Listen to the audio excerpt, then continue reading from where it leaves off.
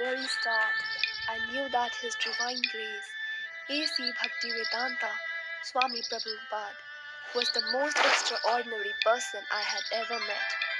The first meeting occurred in the summer of 1966 in New York City.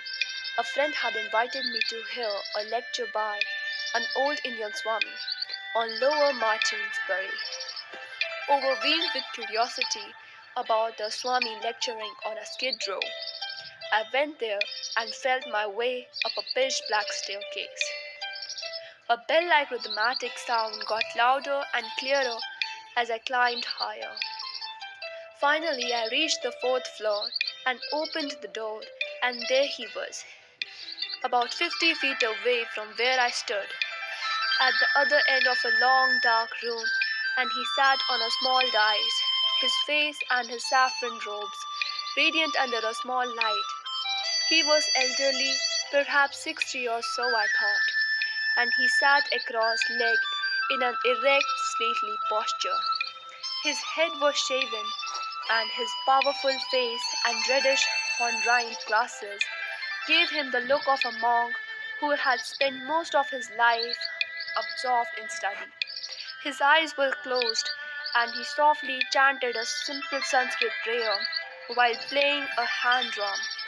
The small audience joined in at intervals, in call and response fashion.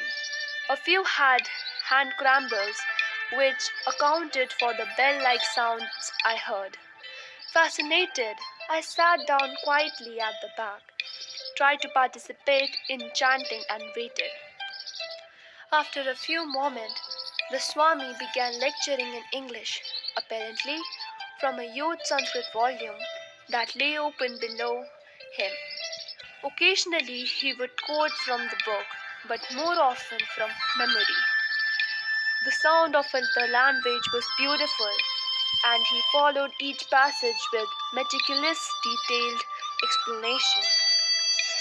He sounded like a scholar, his vocabulary intricately laced with physiological terms and face, elegant hand gesture and animated facial expression added considerably impact to his delivery. The subject matter was the most fatally I had ever encountered. I'm not this body. I'm not an Indian. You are not Americans. We are all spirits.